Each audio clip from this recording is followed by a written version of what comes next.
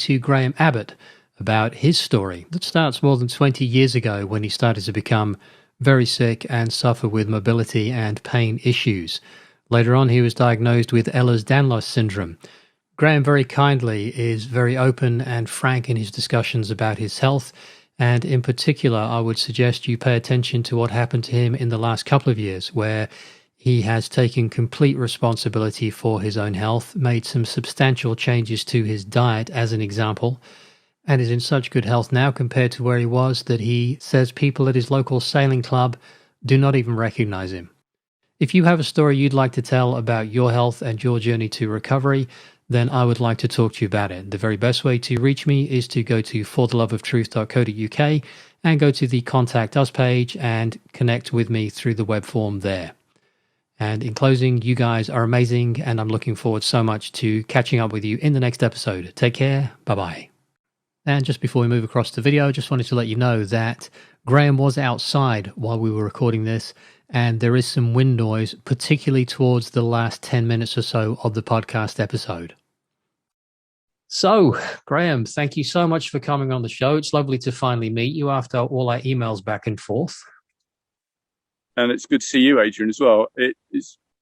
I'm really grateful for this. I hope I've got something to say to people, particularly who've got Ehlers Danlos, which is what I was diagnosed with. Okay. And I think I might be able to help. You never know. All right. Well, would you want to tell me your story then? And if I get lost or confused, I'll ask any questions. Yeah, sure. Right, I'll try. It's difficult to know where to start. I had a normal childhood, I guess. Yeah. As normal as you can. Yeah. Ended up working at GCHQ after going to college and stuff. Mm-hmm. Always been a cyclist. Always cycled miles from when I was about 10 or 11. Yeah. Used to get on my bike, ride from Plymouth up to Dartmoor, all over the place. It was what I did. Mm-hmm. It was my mental health. It was everything, and was for a long time. Then ended up, we were posted to Cyprus. Ended up working with the MOD for a few years. Mm-hmm. Kept cycling, kept mountain biking. One of the things I did was I used to have fairly painful knees all the time. I suppose looking back, probably had painful legs all my life, really. Never thought about it like that before. I used to cycle 15 miles to see the physiotherapist and then cycle 10 miles to work and then 10 miles home again at the end of the day. I used to do that a couple of times a week. And you think people thought I was completely balmy, and it probably was, really. But just loved it. I loved that, the sheer freedom of cycling, just going out the door. Nobody knew where I was going. My wife didn't know where I was. I used to, when we came back from Cyprus, used to ride to work, 10 miles to work, and then do 40 or 50 miles on the way home after working hard all day. And just, It was nothing. It was what I did. Mm-hmm. Then we went to Cyprus again for a second time. Mm-hmm. And we lived at the bottom of the mountain. If you know Cyprus, bottom of Troodos Mountain, we lived on one of the army bases. But work was right at the top of the mountain. Okay. And I had to be in at 7 a.m. every day. Mm-hmm. Obviously, I couldn't cycle there anymore. No. So I ended up driving to work, and the cycling took less and less. And as I did less and less, pain got more and more, tiredness got more and more. Mm-hmm. There was an obvious clue there that I didn't really get at the time, and certainly doctors didn't help me find that. Mm-hmm. Work was stupidly frustrating. It's the only civilian technician with a group of army chaps, and it was quite hard going anyway. So we came home from that tour with me being ill. I ended up flying home and having tests, and found I had a autoimmune kidney problem, which I still don't understand where that's come from. I had stupidly high blood pressure, even though I was normal weight and fit and healthy, or good all the time, if that's fit and healthy. A lot of this is going to be about work if I'm not careful. So I came back again, had a stupid job change from something I enjoyed to something I didn't enjoy, because I just couldn't cope with being an electronics technician anymore. Just couldn't physically do the job anymore. Yeah. Ended up doing paperwork, and it was all frustrating. Then the Afghan war came along after 9/11. Mm-hmm.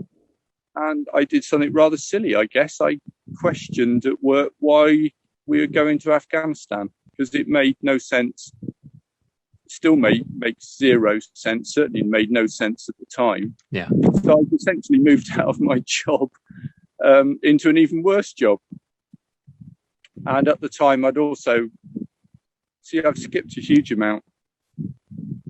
By that time, I was walking on crutches all the time. I had really bad sciatica. What sort of age were you back then? Let me think. Probably 30-ish. Whoa. Okay. So young. Yeah. 30, I think getting on 30, 32, something like that. Uh-huh. So I want to do a separate bit about doctors at the end, if that's all right. So of course it is, yeah. I'll catch up with that at the end. Yeah. But anyway, I had a back operation that's essentially left me incontinent and unable to poo properly. I've got a catheter now that I've had for a long time. Uh-huh. But the back operation worked in extent that it got me back to work and stopped the sciatica. Yeah. I stopped driving then as well, because I couldn't deal with the clutch on the Golf that we had at the time. Uh-huh. So I'm going to jump a bit. Ended up with a different job. Also ended up using a wheelchair at work for a couple of years, just because I couldn't cope with work any other way. I just couldn't. Even working part-time was physically too much. I was so tired and in so much pain all the time. Just couldn't do it any other way. And it helped. And it also gave me a plus that I started playing wheelchair tennis. Okay. Not amazingly. I was pretty good. I've always been pretty good at just about everything I tried sports-wise, apart from football. Yeah. So that gave me a new outlet. That was really good. Then what did I do? Then we got DVT in 2006 that probably progressed to my lungs, but they didn't really chase me up at the time properly. Mm-hmm. And while I was in, they gave me statins without asking me, without telling me what it was. Mm-hmm. And I ended up on the heart ward, hobbling around on a Zimmer frame with my legs shaking.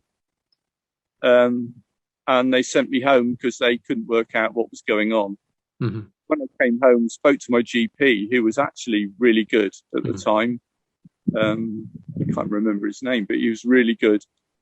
And he said, stop taking the statins. Mm-hmm. I stopped taking the statins. And within a week, I was absolutely fine again for silly shaking thing that had gone on. So statins definitely weren't good for me. Mm-hmm.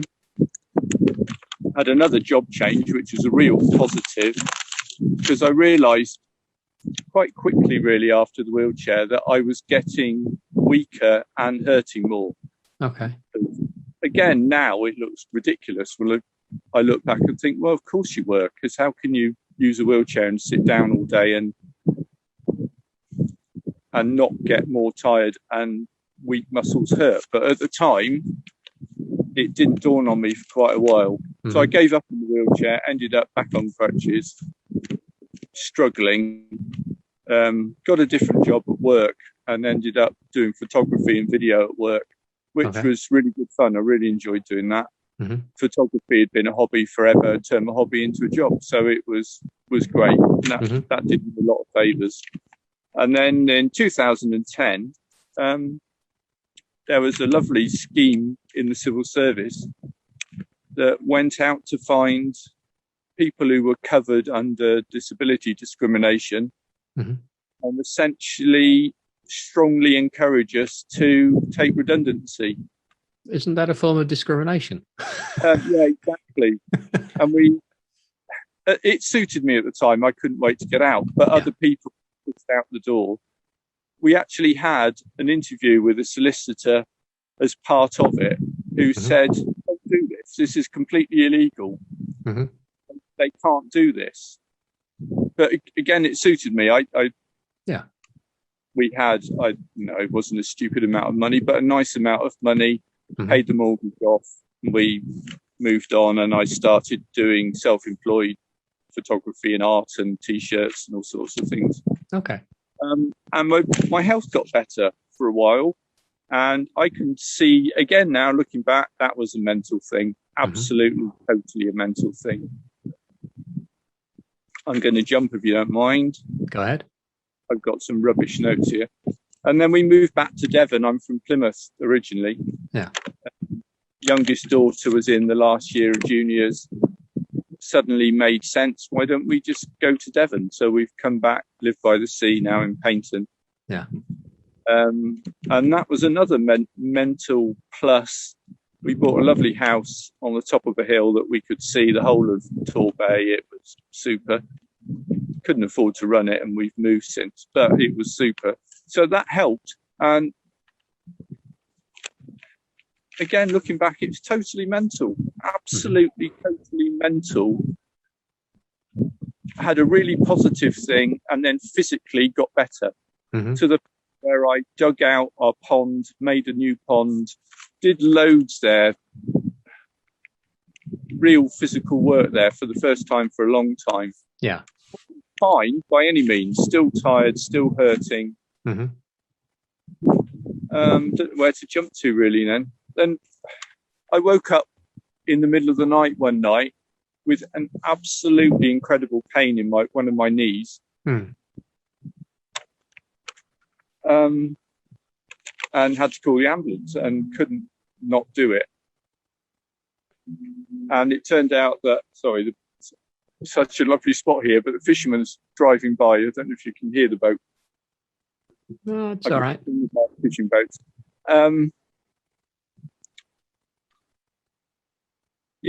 So, and my knee had filled with blood because I'd been on warfarin, blood thinner, since 2006. So I'd spent almost 10 years probably on warfarin, and I'd done something, I twisted it or something, filled with blood, and it was just horrendous. Yeah. While I was in hospital there was a poor old chap opposite who lived in Paynton as well, who I've seen since, and they weren't looking after him properly, and I had to go and poke them to go and he had a catheter bag. Obviously I knew about catheters by then. And it was brown in his bag, and I knew he was seriously dehydrated. Yeah. And they weren't helping him, and it took a lot of prodding to get somebody to come and help. So I'd realised before that they weren't there for our benefit when we were in hospital, and that certainly totally ticked that one. They definitely weren't there for patients, which was really sad to find out. I'm going to jump again. So it ended up, I also heard, I missed a whole big bit. Sorry, I'm really rubbish at this. No, it's fine. Don't worry. It's interesting. When we came down here as well, part of moving, we had a choice. We could have gone anywhere really in the southwest. Yeah. So I ended up looking and guiding family decisions towards places that had disabled sailing clubs, so sailability sailing clubs. Yeah. And I joined the one here on the River Dart and had a fantastic time, still do, with them. I was volunteering, then sailoring, depending on how well I was, and they were very flexible about allowing me to be ill enough to be a disabled sailor sometimes, and then other times just being a volunteer. Yes. Which was really nice of them. And they certainly, most people really understood why that was. I just couldn't always do what they thought I could do.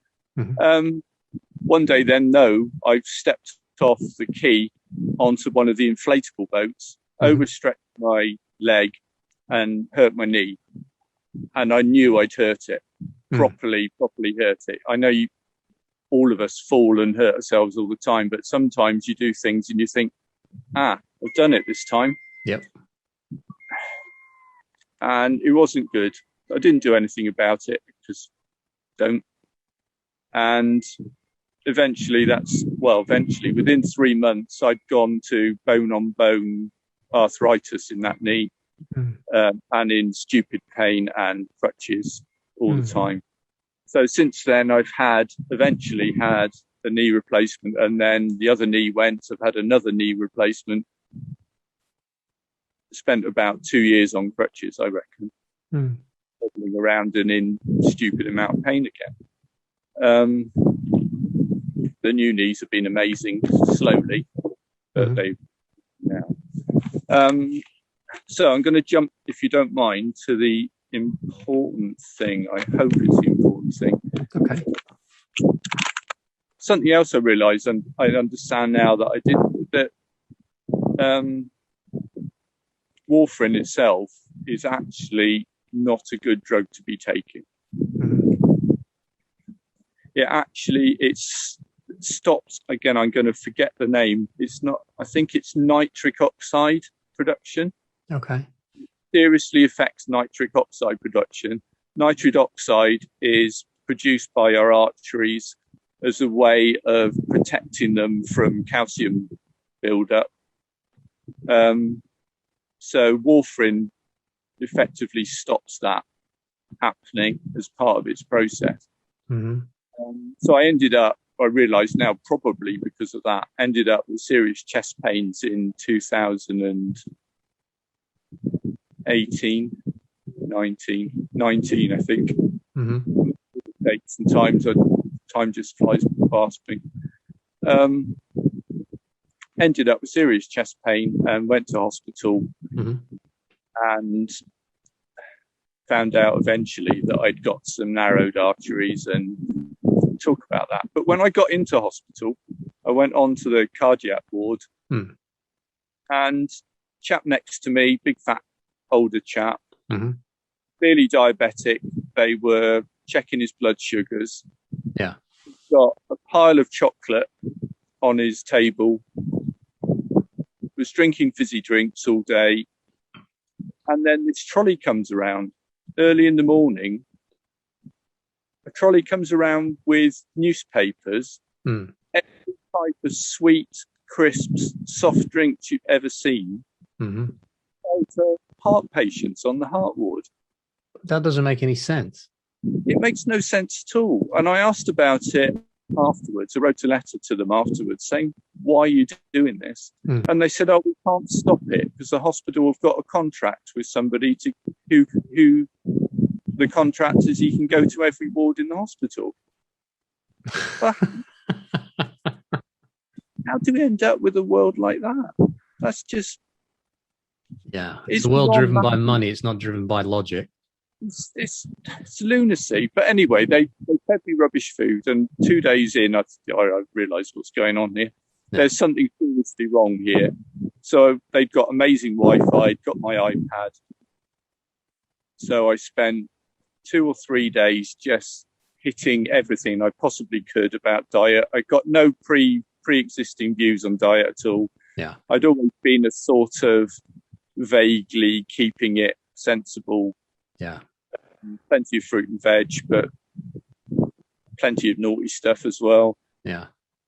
Certainly cycling. I used to eat anything I could get hold of and still be. But I put on some weight over the years. And then I found out about ketogenic diets from somebody I really like to mention, which is, I'm going to forget his name now.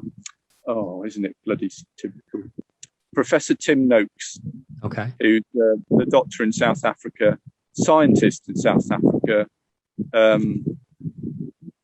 His information was really, really useful. He's a sports scientist, written books about running, one of which I think I might have bought years ago because I used to run half marathons as well. Something else I mentioned. I used to run 38-minute 10Ks for quite a while, which was pretty quick. Yeah. But he'd done an about face. He told everybody to eat lots of carbs and to fuel your running with carbs. And he'd even, with another man, invented one of these carbohydrate sports gel things that everybody carries around with them now. Oh, yeah. Even have little special belts to carry them when they're running. Yeah.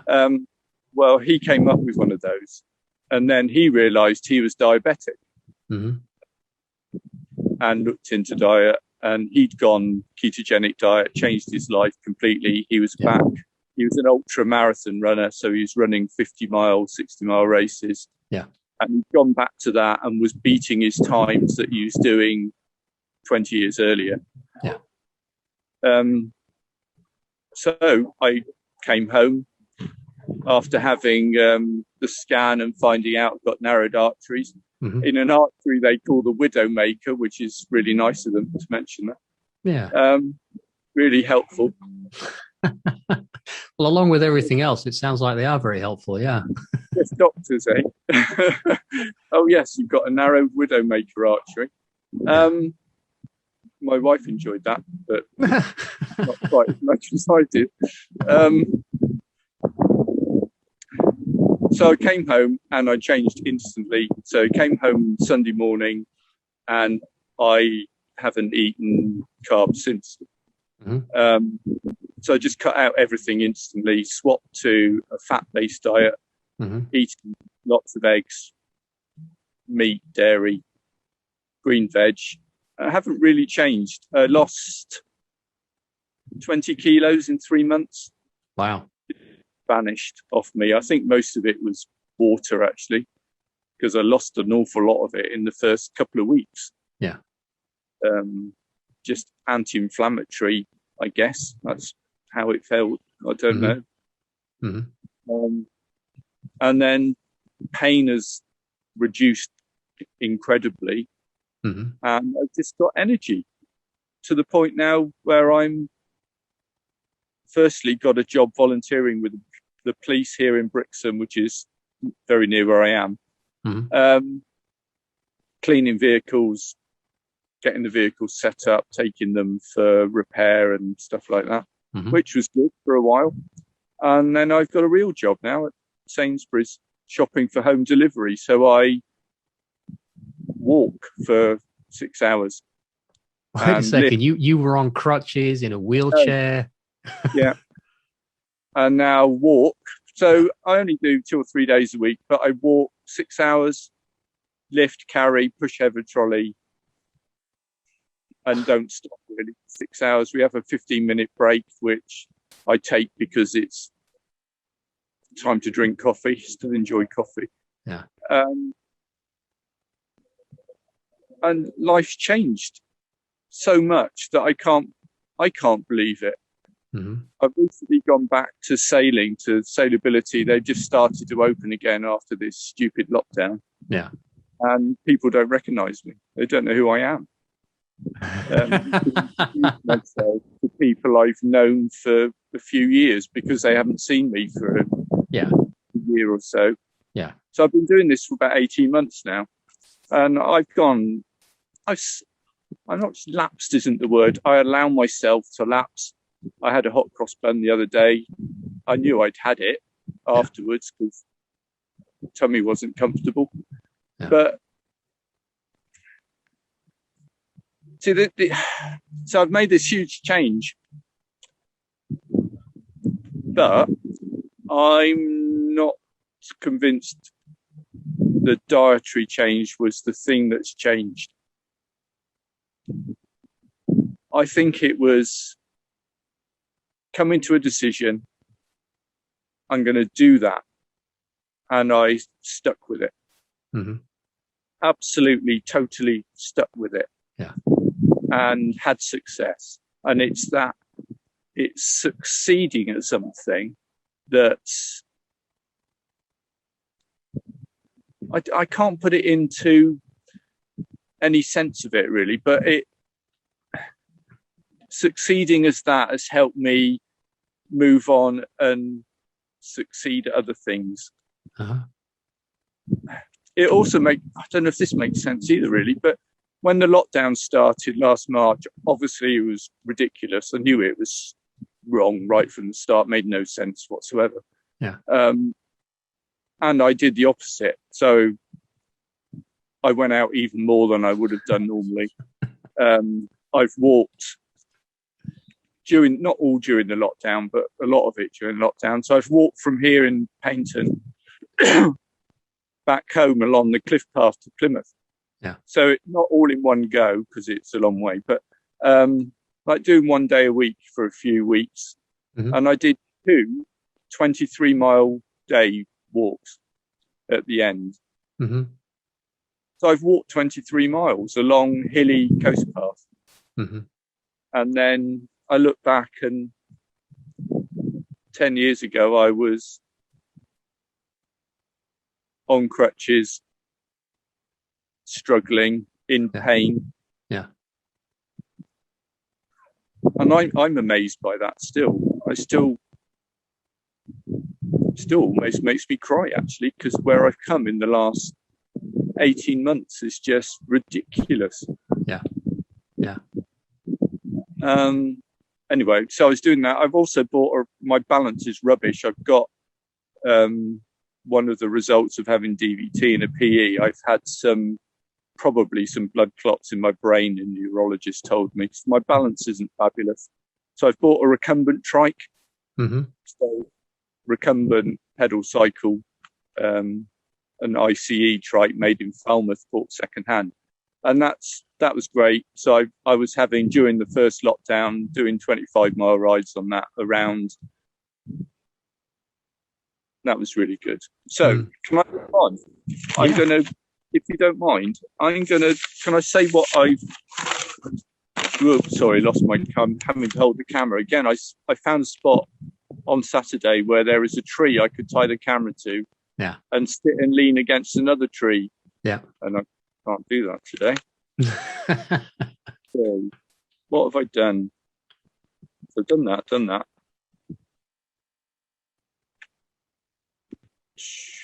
One of the things I wanted to mention about diet was vegetable oil. Mm-hmm.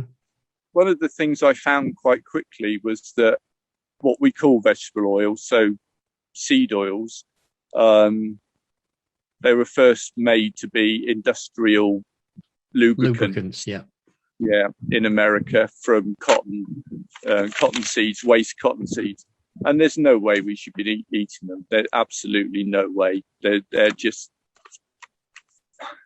wrong. They shouldn't be in the food chain at all. And they're everywhere. You can't have processed food of any sort without having vegetable oils in them. Yeah. I look at one of the joys of my job is I see what people buy and eat. And I look at the ingredients list on vegan food, for instance, is always got vegetable oil in it. Yeah.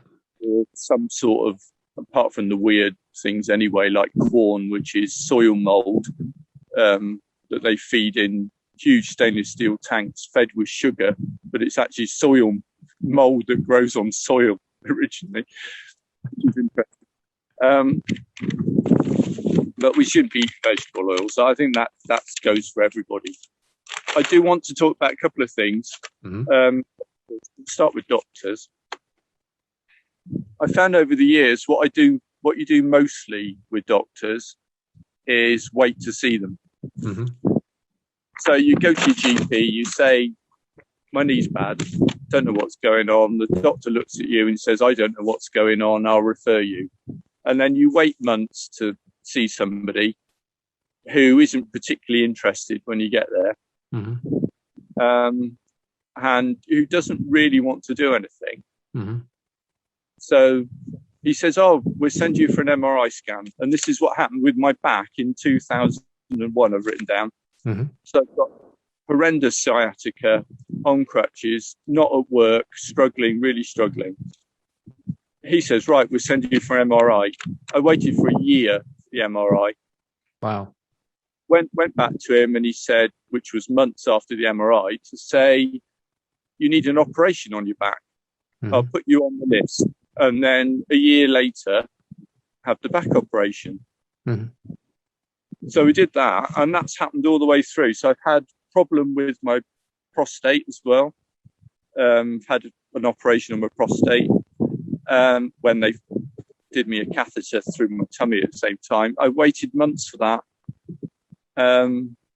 and they were helpful and they did the job, but that's fine. But everything is like that. What you do is wait, and you wait and you wait, and then you go and see somebody. Neurologists were crackers for that, and the rheumatologists, who were obviously not interested. As soon as you walk in the door, you know they're not interested. They're not going to do anything.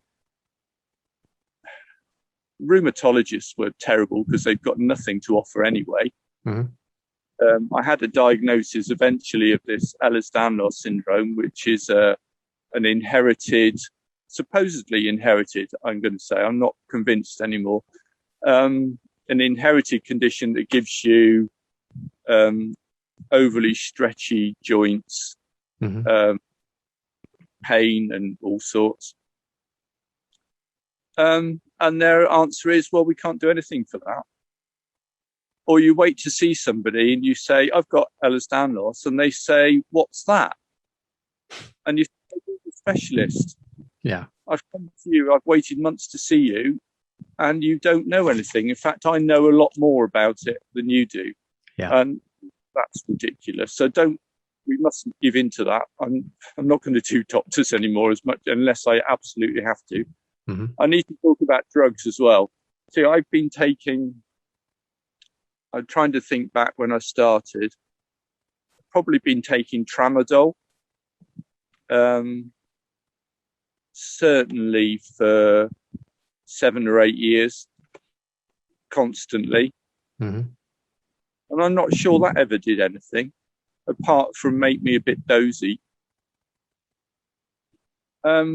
And again, nobody had any options. They were just, don't know what to do. Here's your repeat of tramadol. Yeah. And I've been on blood pressure tablets for years as well, varying amounts. I don't really understand why they do that. If you're perfectly fine, feel perfectly fine, and your blood pressure's high, well, so what, really? Surely there should be a way of saying, right, you've got high blood pressure. Why have you got high blood pressure? Yeah. But they don't do that. They just throw drugs at you. The warfarin was a huge mistake. In fact, the only drug I'm taking still is the replacement for warfarin. I can't remember what it's called. It's one of the more modern blood thinners, and the side effects are non-existent for me anyway. And they're supposedly safer. I don't know. I can't bring myself to stop it because I know I've had issues before. I don't know why I've had blood clots in my brain. I don't know why I've still got them. Neurologists looked at the scan a few weeks ago and said that's probably the problem. I've still got balance issues and things. So I'm loath to stop taking them. I'm not convinced I need them, but who do I ask whether I need them or not? I mean, nobody's going to help me with that. You can't. It's not the sort of thing you can look up online either, is it? I don't know if anybody's going to find this who thinks or knows they've got Ehlers Danlos. One of the huge mistakes I've made with Ehlers Danlos is joining Facebook groups, supposedly support groups for Ehlers Danlos. But you go on there and everybody, it's like a race to the bottom, I would have said. So it's almost like a competition to be the illest. Yeah. Which is really bizarre. So if you're not bedridden and struggling with everything, nobody wants to know, really. If you've got a question, they're not interested because you're not one of the bad ones. And it's just depressing. So I seriously suggest just getting away from that. You've got to do your own research, got to do your own reading about everything. Just not rely on these things, really. The other thing I want to talk about, you're going to ask me a question in a minute, and I've got an answer for the question you ask everybody at the end. Yep. I don't move on to that. But I do want to talk about something I found recently, Yeah. which is German new medicine. Yeah. And I don't want to do an introduction to it. There are other people who do that better than I possibly can. But it made sense of the cancers that we've had in our family. Mm-hmm. It really did make sense. My father-in-law's girlfriend, partner, died of cancer a few years ago, and she was a really close friend of mine, to the point where she could only have 3 visitors in the hospital, and she chose him and me and one of her sisters. And she had other sisters, so she chose me over one of her sisters, and that meant an awful lot. So we were really close, and I can see how the cancer she had fitted with what German new medicine says about cancer. And now I see people. One of the programs we watch, it's called Helicopter ER or something. It's one of these follow the ambulance type things. And they go to people in their houses, and I just want to scream at them, go and look up German new medicine. Go and have a different view of what's going on, like allergies and things like that. And I think we could all benefit from that. I bought a really good book, very simple, thin book about it. And it's certainly, I mean, it's taken away any fear of cancer from me completely. So I've to the point where I've actually asked the ONS, the NHS, and our local coroner's court whether people die of undiagnosed cancer. Do people actually die? Then they have a post-mortem and find the cause of their death was cancer if they haven't been diagnosed before. And none of them can tell me that. I wonder why. It's strange, isn't it? And so bluntly, does being diagnosed with cancer lead to your death? So does the shock of being diagnosed with cancer lead to further problems, where if you weren't diagnosed and you understood German new medicine to the point where you could just relax about it and think, okay, I know what's going on, we can live with this and it will sort itself out? And I don't know the answer to that, but I'd rather trust that than trust the treatment that killed my friend. Because the treatment killed her in the end. I don't doubt that for a moment. I went to her bedside and she told me to tell my father-in-law that she wanted to die because she was in such a bad way and just couldn't do it anymore. I'm not doing that again. I'm not doing that with me or my wife or my children. I think that's about it, really. So the diet is the key thing that I've changed. Well, there's two, isn't there? There's the diet, which I think has a part, but it's also your belief has changed and you took responsibility for it. Yes. The belief in what I can do, my abilities has changed enormously. I felt when I was younger, and certainly recently, that I can do anything, actually. I've never been...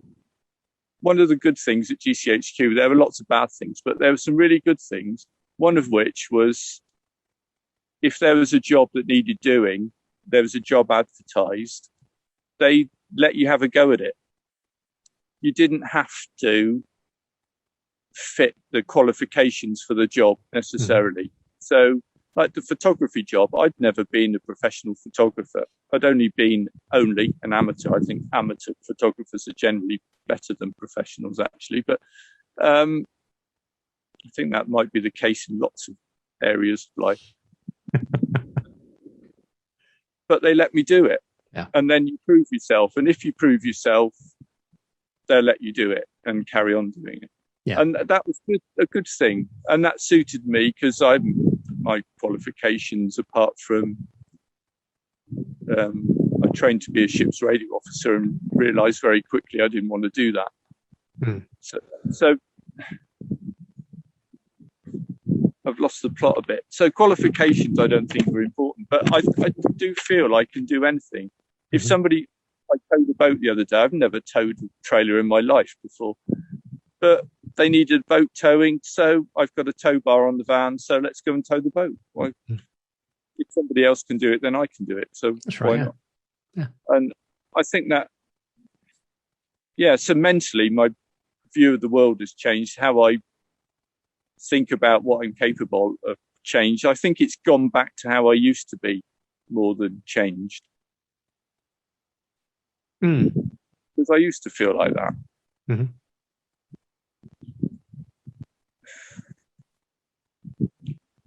So I think I might be there. Let me have a look at my sheet of mess papers I've dropped on the floor.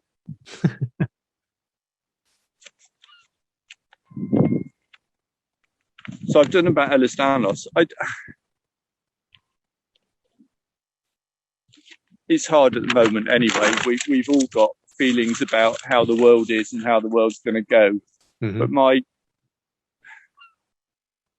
I can't convince my family of this yet. But I want to set up and move somewhere where I can grow some food and keep some chicken. And I'm doing your thing, which I've been very grateful for. Lots of the things you've put on is asking a question. So I've written down a question. I didn't get there. I know that's where I want to go. I don't know how to get my wife there. I wouldn't worry too much about that. The very intent that you want an answer to that question will move all sorts of things that are out of your grasp. Exactly. And I like that way of thinking. Yeah. It's very easy to sit down and do pros and cons. And my wife loves doing that with things. Yeah. But we're not going to get to the answer that way. No. So that's what I want for the future. And I think maybe, I don't know if that's the answer for everybody or anybody really, but. Well, I think working in small communities, organizing your own food, your own resources, your own protection, your own monetary systems, your own educational platforms, everything is one very viable way of moving this thing forwards, because then you're responsible to everybody else. This disconnected global parasitic system we have will be the destruction of everything if it continues. And I think we need to gather that back around ourselves. And I'm like you, I would love to be off somewhere, growing my own stuff, looking after my own things, helping people that need help, but keeping myself to myself. Yeah, and that's all I want really, is to keep myself to myself.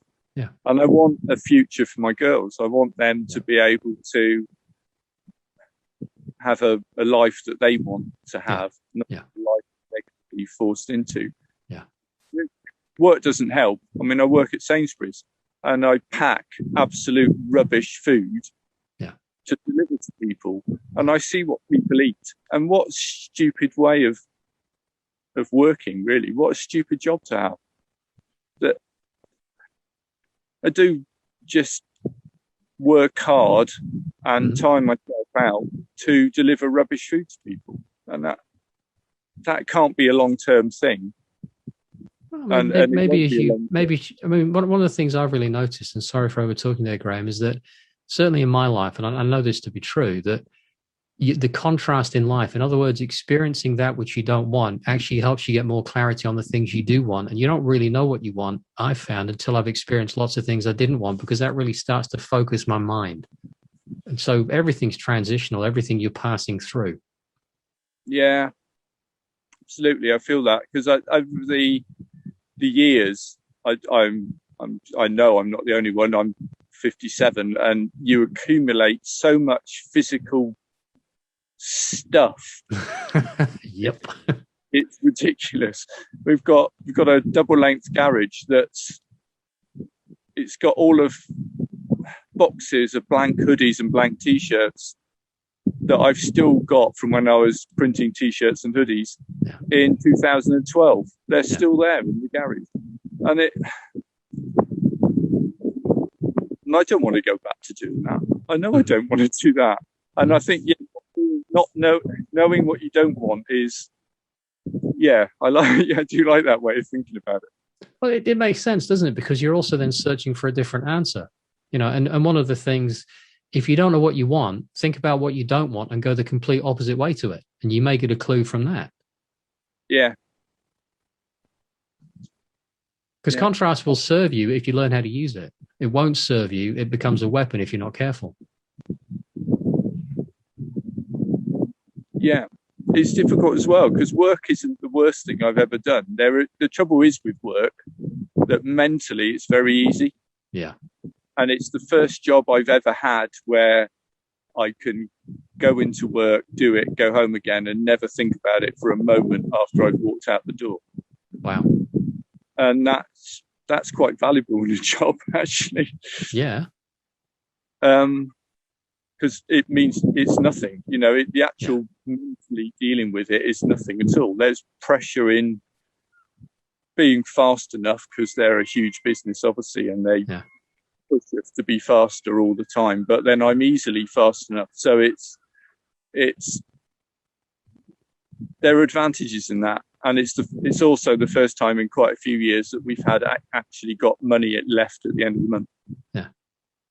But it's not what I want to do. Absolutely not what I want to do. Well, then see what comes up. You as you start to search for the answers, they'll search for you and things change. Yeah, I like that too. Yeah. Okay, it's good. Thank you. Go on then, ask me a question. Can I ask you that question then? Yeah. I might come up with a different one and wrong foot you. You might well do. Yeah, do that anyway. Well, no, but it's the question I like to ask everyone. If you could look back, knowing what you know now, and speak to the younger you, what would you say? What advice would you give yourself? Yeah, I'm going to come up with a really trivial one first. I was thinking about this on driving over. There are two things I bought in my life that I regret that I don't have now. Okay, they're both bicycles.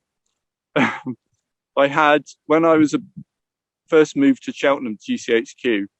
There was a back street bike shop run by a chap called Bob Griffin, and he made bike frames to measure to fit people. He made me the most beautiful touring bike. Really nice. I can imagine having it still, and I really wish I'd kept that. It was. I can't even remember why I sold it now. I wish I still had it. I couldn't ride it because I haven't got the balance for it, but I still wish I had it. But that's a trivial one. The harder one is research. You've got to not trust people in white coats. And not. One of the things as well, it's easy to do when you're ill is to wait for somebody to come and rescue you. Wait until somebody comes and says, this is what you do.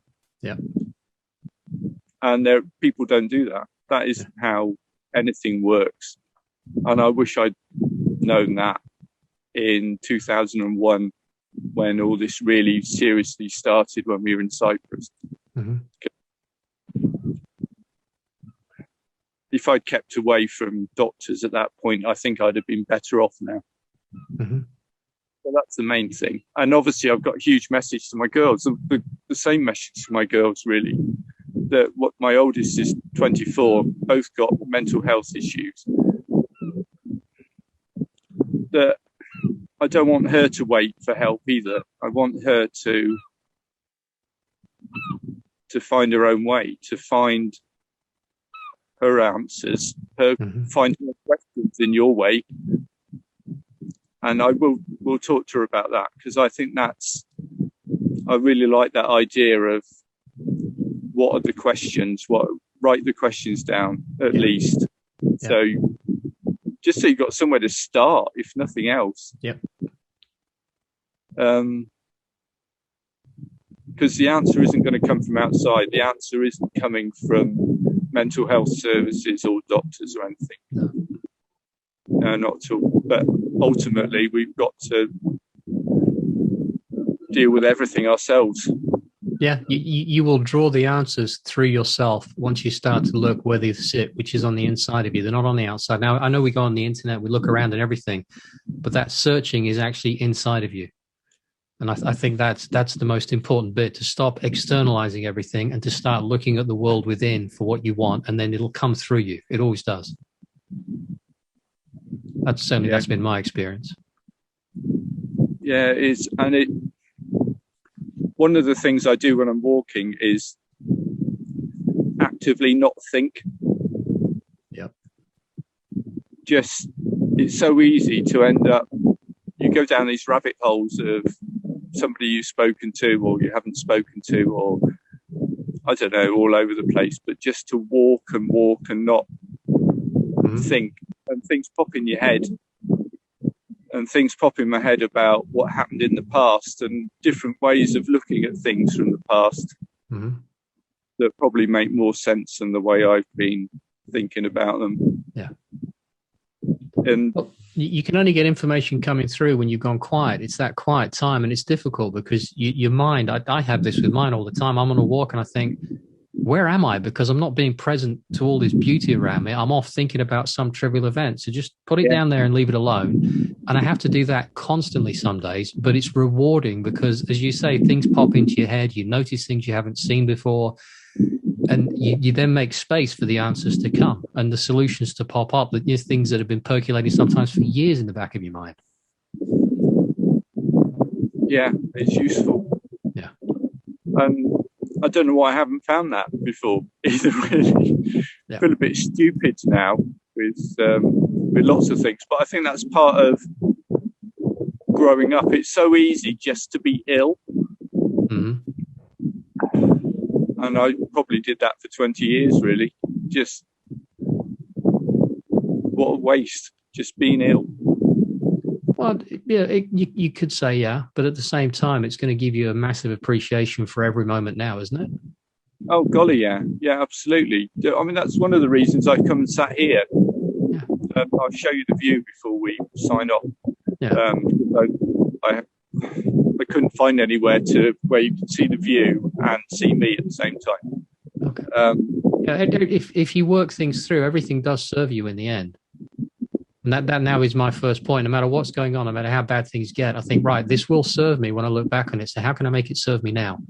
And that usually gives me some real insight from another question. Yeah, I like that as well. One of the things I try to ask myself when I remember is, would you rather be anywhere else than here right now? Yeah. And when I'm walking, no, never. I'm always perfectly happy. A lot of the time at home, I'd say the same. Yeah. Sometimes at work, I'd say the same. But I think that's quite important because I've been all over the place, done all sorts of things. You've travelled. I know you've said before that you've travelled and with work. Yeah. But when you're doing things with work, you rarely want to be there, do you? Nope. You want to be somewhere else. Yeah. But I don't have that anymore, generally. No, I'm very comfortable where I am, and if I'm not, I go somewhere else. Yeah, that's the way to be. Yeah, that's one of the nice things about having a motorhome. You turn up and you think, this is cool, we'll stick here for a bit. And then you think, actually, this is rubbish, and you just keep driving.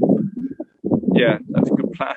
Yeah. One of my favourite things, I've got a grotty old Citroen Dispatch van that I bought last year. I haven't really told my wife that it's going to be a camper van, but it is going to be. It was really to carry bikes around, but it's not really what my aim was. One of the things I like doing, I've got my stove, my little gas stove, bottle of coffee, and I just park up somewhere, sit in the back on a cushion and look at the view and make me coffee, make my breakfast. Just not be anywhere else. Just, and my wife likes the idea of the camper van, but actually liking the idea of doing it, two different things. Yeah, we love ours. We were away in it 2 days this week, which was great. Yeah, brilliant. I'm getting colder in it, Adrian.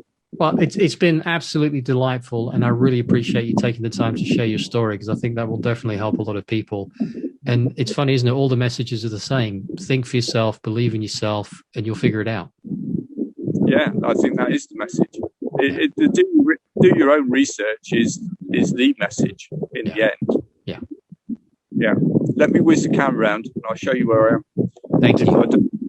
So I'm sat overlooking Torbay. I don't know if I can keep it straight. So we've got cruise ships in Torbay at the moment. And we've had cruise ships since probably last May. We have various ones come and go because they're obviously not working. And then this is Brixham over here, where I spend quite a lot of time in Brixham. Mm-hmm. One of my favourite walks is early in the morning. I get out early. One of the joys of starting work at 4 a.m. is that I wake up early. Whatever I'm doing, I wake up early. So I come down to Brixham, park up, walk along the breakwater, and I put a stone at the end. Every time I walk along, I put a stone off the beach onto the end of the breakwater. No idea why, but it's life. Aye. Yeah. Okay. Marvelous. Mate, thank you so much for that. I'll get this all edited up and I'll give you the heads up in a day or two when I've finished it and got it up. Okay. Has the sound been okay? There's been some wind noise and there's a bit of rustling here and there, but I'll put a high pass on it so they'll catch some of it, I hope. But it's been fine otherwise. Yeah, it's been good. But yeah, I dropped the microphone down inside my jacket in the end. Yeah. That was good. Thank you so much. I appreciate it. Thanks, Adrian. Look after yourself, buddy. Take care. Yeah, and you. Cheers, mate. Thanks. Bye-bye. Bye-bye.